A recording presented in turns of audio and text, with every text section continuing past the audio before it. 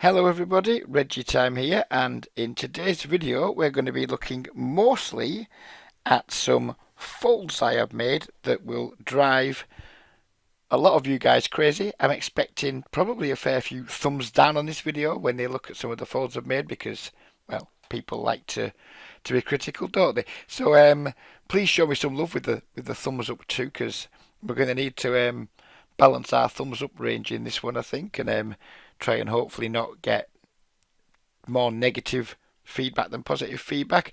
Please do hit some comments about my play, about my reasoning for it. I think this video should stimulate quite a lot of comments. Hopefully it does anyway. I'm thick-skinned enough to take it all on the chin because, as I said, I am expecting a fair bit of criticism. But before we get into looking at the hands, just to say, if you do want to play in soft games like these and not make folds like I make, and then get all the money, if that's how easy it is, please do get in touch and we can hook you up with. I think I've got 5 different clubs on PPP I can get you into, and I think I've got 3 different clubs on Poker Bros. We don't make Poker Bros videos right now because they don't like content being created for some reason. But I still do work with Poker Bros clubs. We just can't promote them at the moment. PPP, yeah, we can promote them to our heart's content, which is what we're doing today, whilst also being a little bit like self-harming because I know the kind of reaction that we're going to get. So yeah, here we go. Here's the first hand. Hopefully the video will work okay. So we limps to us in the big blind, we make it 9x, and this is something, I'm going to pause here, this is something I've been doing a lot lately, which is when it limps to me in the blinds, kind of just, I mean, if there's multiple limpers, reacting as if the 3 limps or the 2 limps, whatever it is a raise, like one person raising, if you will. And I've been using like kind of big sizes to isolate, kind of almost like I'm 3-betting, even though we're not 3-betting, of course. Type of size we make, it's been working really well. It allows us to make some really big value bets post flop and get paid by some relatively weak hands. But on this occasion, it doesn't quite work out.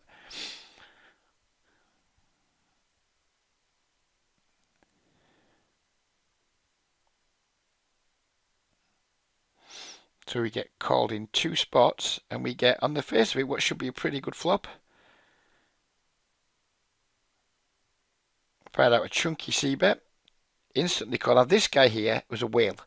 Like 60 odd VPIP, absolute maniac, goes mental with like all kinds of nonsense. This fellow, don't know him. His stats were something like 29, 19, something like that. Just kind of a reg, maybe not a brilliant one. So yeah, kind of read to a absolute whale, probable reg, but not not anything exceptional. So we've made it 18, so we bet 2/3 pot. Wales called. This guy snap jams, and I didn't like it. I mean, I think the problem is I think I need to go with this hand. Spoiler alert, we fold here. There's going to be a lot of folds in this video. There's not going to be too many hero calls. This guy, looking back now, reviewing the hand, because we know this guy's going to put his last 18 and then we're way ahead of his range, then we just have to call here. This is a big mistake, I think, this fold. I've kind of like, I'm trying to kick the habit of paying off, which is meaning I'm overfolding at the minute, and it's my results. It's not showing in my results in terms of like, you know, we're winning plenty of money still. I'm doing really well this month. My win rate, even though we don't know what it is exactly, based on the amount of money won versus hands I've played, is really good. So it's not massively hurting me, but at the same time, I think I need to just slightly get the balance a little bit more than where I am at the minute. I think I'm probably folding a little bit too much. This is certainly one of those occasions when we look at it now as 156 in the pot. This guy's going to put his 18 in, so that's going to be like 174 in, and we have to call 70. So, you know, unless I specifically put somebody on a set here, then we should really call. I think I make a mistake because I did fold and I folded quite quickly. Oh, I didn't. Oh, no, it looks like I didn't fold quite quickly. Felt like I folded quickly at the time. And yeah, as we can see, this dude's kind of got the kind of hand I expect him to have. Something shit.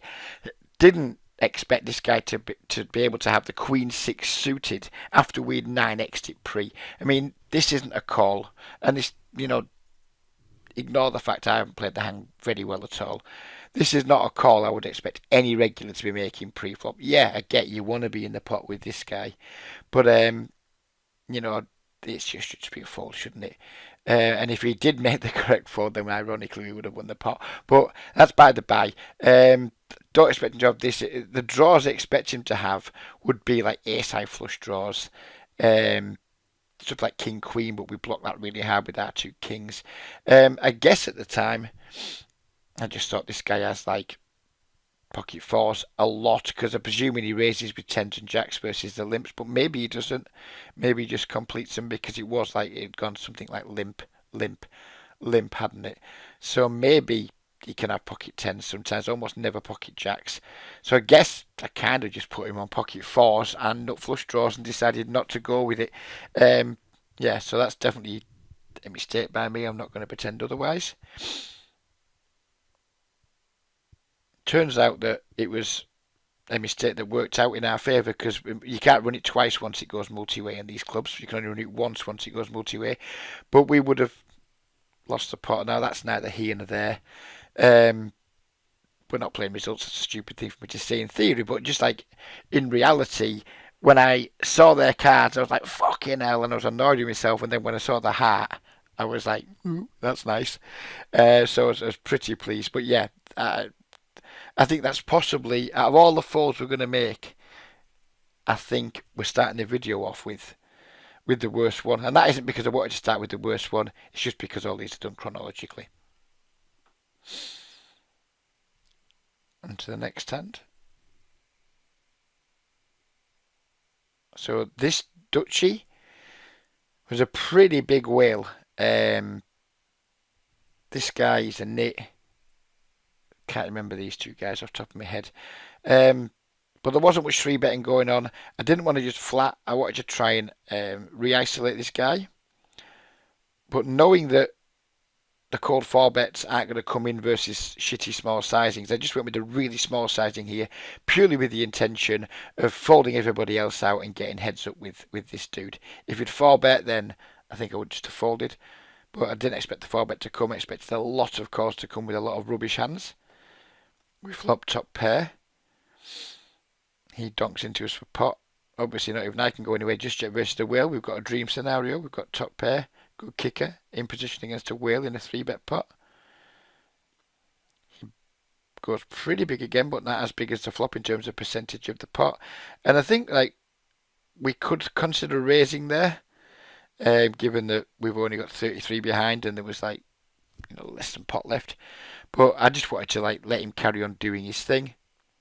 If we're ahead, then fine, we get it in there, and he calls with draws, maybe calls all his weaker kings, etc. So we can definitely get it in really good. But if he's in there with just some random nonsense like ace 10 or I don't know, just some random under pairs that he's fannying around with, I just basically didn't want to make him fold anything. Then we get not the ideal river because that the only flop draw gets there, but a snap called against this guy in particular because he was just too manic. I think that's a lot tougher against like more passive players because our more passive players really like going to 3-barrel it off there on that board. I don't know. I mean, I suspect not, especially when the diamond gets there too. So against some players that would have been a lot tougher, but against that guy it was an easy call. So yeah, no hero folds on that one. On to the next hand. We have kings again. Not sure why we're doing the pausing thing. And this guy here is a new reg to me. He plays something like 23-11 with a 4% 3-bet. So the temptation was to call and let these like fish come in behind, but he's got a relatively low full to three bet too, like less than 40%. So I just thought he's going to call with a lot of hands. Let's just get the three bet in. Although I think just calling and allowing the whales to come in behind or the weaker players to come in behind is probably a completely fine play as well.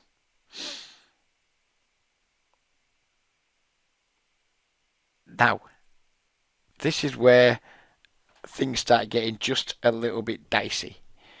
Um, Before you're like, oh, it's pocket kings, it just needs to go in, etc., etc. You can't fold kings pre-flop. Have a little think about what you think. Something like, and I can't remember what stats I said, but like a 25-11, 25-12 with just I think it's a 4% three bet. What is his four betting range looking like here? Does he four bet queens? No, not in my opinion anyway. Does he four bet jacks? No. Um, does he four bet ace king? Yes, sometimes. But we have two kings. Does he four bet aces? Yes, all the time. So if we're saying like, right, this guy never, well, we don't expect him to four bet queens very often at all. He's never four betting tens, jacks, things like that. He does four bet ace king, but we block in half the combinations of that. And he always four bets pocket aces. And all of a sudden, it's not that enticing of a situation, in my opinion, because I don't necessarily think he four bets even half the time with ace king. So we block a lot of combinations about ace king. He doesn't four bet with that even half the time, I don't think. Not this guy, not with his stats. Could be wrong, but to me that this player type doesn't four bet ace king in this spot very often. And I kind of just wanted to fold straight away. Um, but then I had things ringing around my head like, fucking, what would other people think if you folded? I shouldn't be thinking like that because I don't really give a fuck what other people think. And unless I tell them, who's ever going to fucking know? And here I am telling you that I was considering it, so you guys know. But yeah, I need to get out of that line of thinking of, well, what would people say if they knew I folded this? A, it doesn't fucking matter what people would say. And B, people only ever know if you tell them. So yeah, I think if I went back in time and played this hand again against this player, I would just fold now and not give too much of a fuck. But we ended up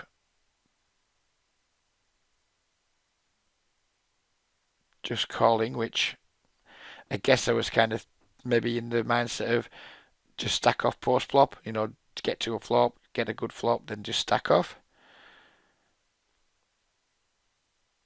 Do you know what we did? And now we're hoping he has two queens. Of course he doesn't. He has the only hand that he's really going to turn up with in that spot given his pre-flop statistics. And we lose a stack to a regular, which is really quite annoying because I don't mind losing stacks to fish, but I fucking hate losing stacks to regulars when it's kind of obvious what they've got. Right, don't remember this one at all. Right, so I do remember it now. We've got two aces. I think with a limp, I ISO to 5.5x is just 40 NL. Whale in the big blind comes along and this guy calls.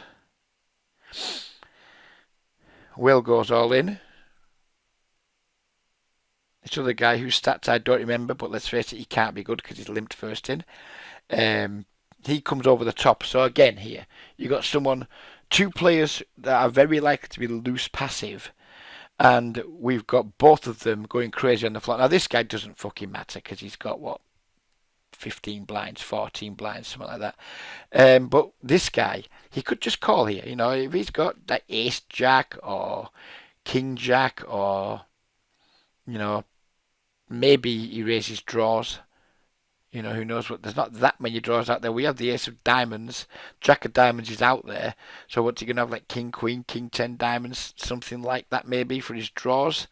Maybe sometimes that's like fucking 8-6 or 4-6. Pretty unlikely. If he did have them, would he really fucking want to just go crazy with them? So we've got two very passive players, both showing extreme urgency in wanting to get their money in. And to quote Duesenberg, call me trash, call me what you want. But I found that to be an annoying but not particularly difficult fold. And as it turns out, we had this guy crushed, as we'd expect we probably would, and this guy just had the top set. If he'd have played his hand a bit more smart, if he'd have just called this guy's bet, then we would then have raised almost certainly, and he would have got the full double up. But yeah, again, and this isn't me playing like results and just showing you folds that I've made that have worked out right for me. It really isn't. These are just all the folds I've made that I knew would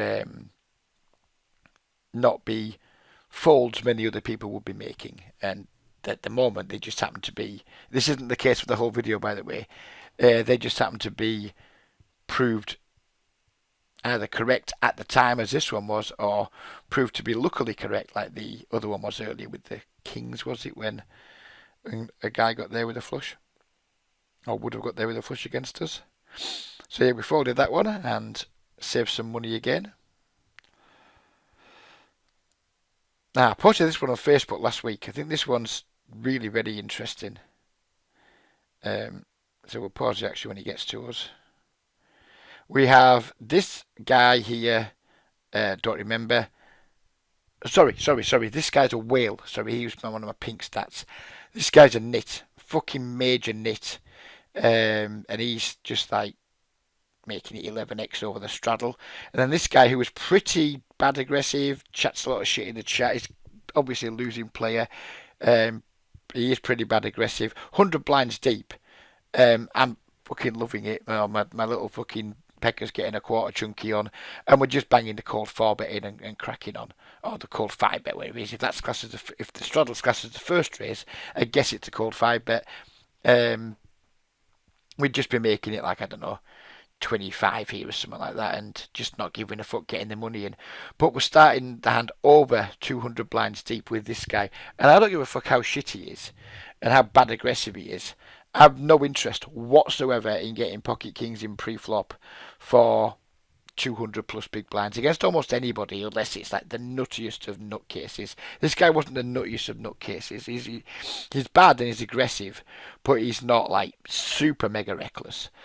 So he doesn't just have some random nonsense here, and this guy can still have aces because he's like isolated pretty big under the gun. So I just thought one of these guys is like mega strong here.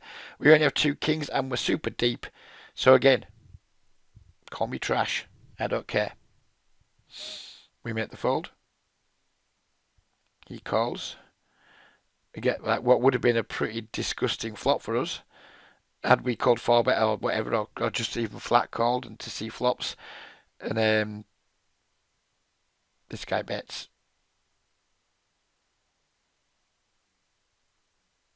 And he folds pretty quickly. So what we learned from that is that we had him crushed without question, because if he can't call that bet on that flop, then he was dead versus our kings. But it does tell me that this guy absolutely hit that flop. I think he makes a big mistake by leading. He should just not have a leading range on that flop given the action. He should be checking 100%. I'm guessing he, had the flop to set of queens or hit his ace queen or whatever. So again, looking at it now in going back, we almost certainly had this guy crushed given how the pre-flop action went and given how the post-flop action went. We definitely had this guy crushed. So we made again what would be considered a bad fold pre-flop. But again, I think it probably worked out fine because we would have lost to this guy post-flop. Almost certainly. And I guess while we're talking about this, I want to talk about why I'm making some of these big folds. And I've been kind of derailed a lot lately with my poker, like in and out of love with it. And it's because I've been kind of forcing myself to play a style of poker that I'm not truly comfortable with, if we're being completely honest.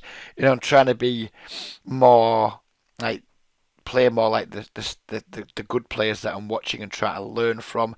But these games they play differently to the sort of players I'm watching when they're making the sort of plays they're making in the games they're playing in.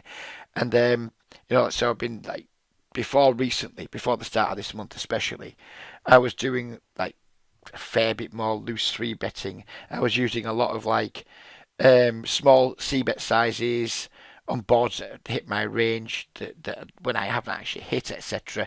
And I just got myself in a sticky mess. I was still making money, but I wasn't enjoying it. So I was like playing for a bit, then having, like more wild short-term swings, no big swings, but more wild short-term swings. So then if I was having a session where I lost 2 or 3 buy-ins, where I kind of knew I didn't really know that much what I was doing post-flop, or I didn't play very well in certain spots, then I wouldn't play for a day or so because I just couldn't be fucking asked.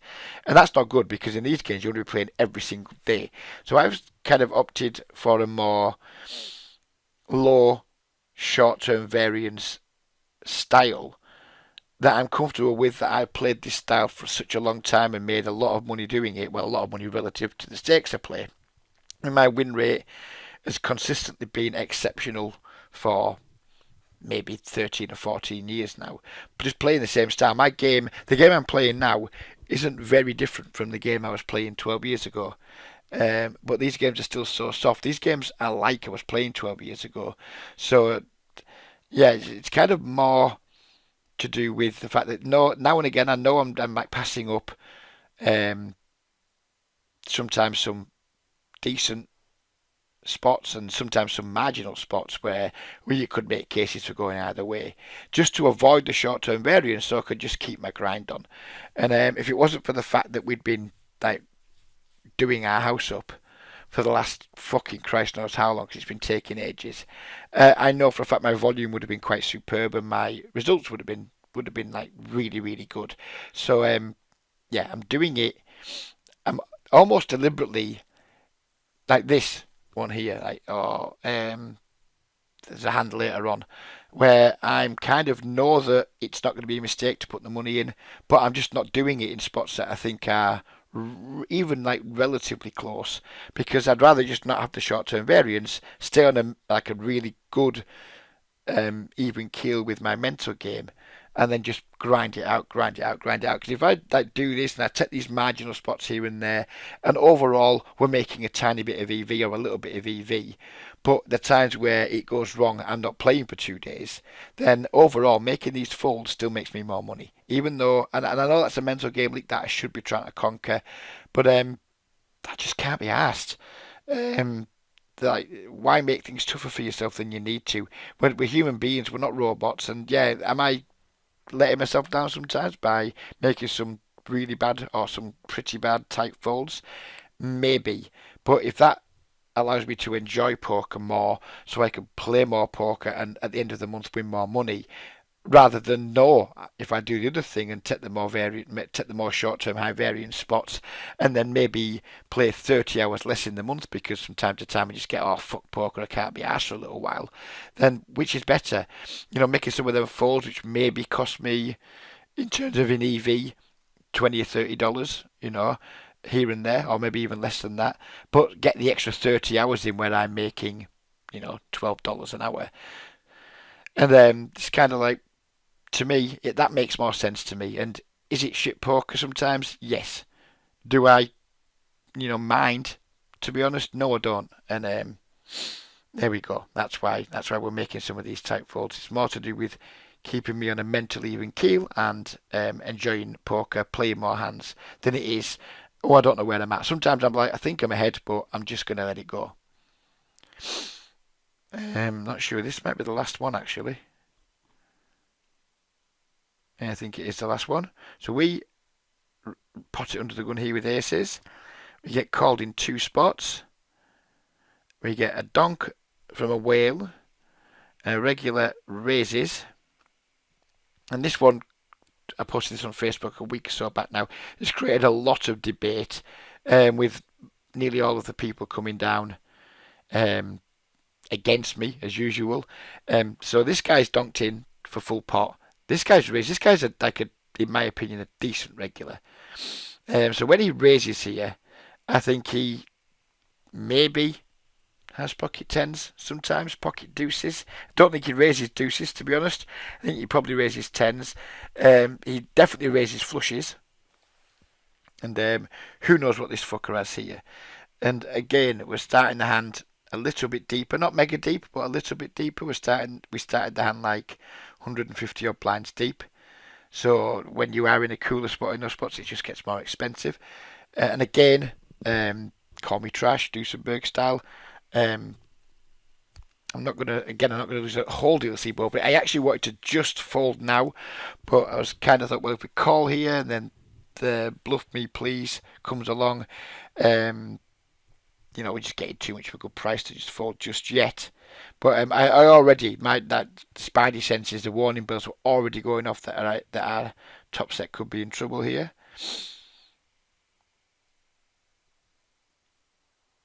As you can see, I'm hitting the delay button, not really loving the situation. I did just call in the end. Then the whale goes all in. Then the red goes all in. And so now we're left with the situation where we're going to call like $74 more to win a pot. It's going to be like 230, something like that at the end. 250 maybe.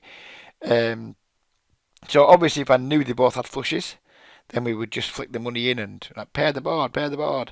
And a lot of people are saying it's a slam dunk call. And I'm not sure it is slam dunk. If we know they both have flushes, then yeah, it's a slam dunk call. But if one of them has a set, then all of a sudden we'd have like a lot less equity in this spot. If one has a flush, one has a set, then our equity goes down significantly. I can't remember the exact details now, but I discussed it with a friend who like loves running all these sort of calculations, and we're getting the right price if they both have flushes. If one of them has a set or two pair or something like that, then and one has a flush, then all of a sudden we only had like I think it's between 20 and 25% equity. So again, I didn't like. I mean, who likes folding top set? I certainly don't. But I just didn't like the spot. I just thought we were behind almost for certain. And to be honest, I didn't really, I didn't fully understand the maths. Sorry. It kind of I knew that if they both had flushes, I had to call. But I thought if one has a flush and one has a set, then I thought I didn't have to call, and I thought it was more likely it was a flush and a set than two flushes for obviously like for card removal reasons. And again, that could be wrong. I don't know what the probability of like someone having a set with someone having a flushes here, or two people having flushes. Obviously, if both have sets, then we're making a monumental mistake, which I didn't factor into my calculations at the time. But again, yeah, I just made a very tight fold. Both did have flushes, and we would have dragged down a monster pot with the board pairing the turn. So yeah, again another bad fold. Well, a bad fold in terms of like what the outcome would have been, but at the time, in my opinion, a reasonable, at least a reasonable fold, if not, in my opinion, a decent fold. So yeah, let me know what you think of the hands. If you do want to critique my play, that's completely fine. You can't put a video like this out and then not expect people to comment on the play. It's, I get that. But, let's just remember that we do live in a civilized society, and by all means criticize my play, but let's not get too insulting. Because if someone just comes out and says, yeah, you shouldn't do this, shouldn't do that, shouldn't do the other, and I think you play badly, that's fine.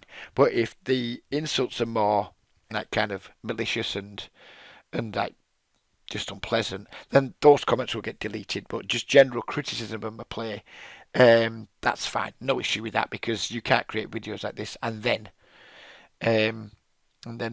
cry like a little bitch when people say, fuck me, you are shite at poker. So yeah, hope you guys enjoyed the video. It's something different that I've done. It's something I'm planning on doing more of.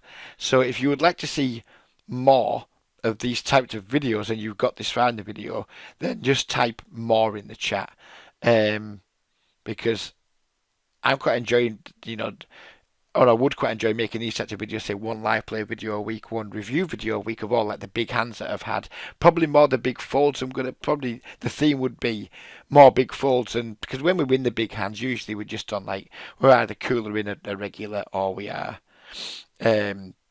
just stacking some fish who's playing badly. Those aren't very interesting. I think all these hands, even though you may think I've misplayed every one of them, they're all interesting at least. So most of the hands we're going to review are going to be hands that I've lost, I would imagine, unless there's any like super funny ones which you can just quickly skate through for our own amusement. But yeah, if you'd like to see more of this type of video, please do type more below. I'm probably going to do them anyway, but some positive feedback on the more would be encouraging for me. So yeah, we'll be back with another live play video probably on Friday. Hope you enjoyed this video. Have a great week, everybody. Take care and bye bye for now.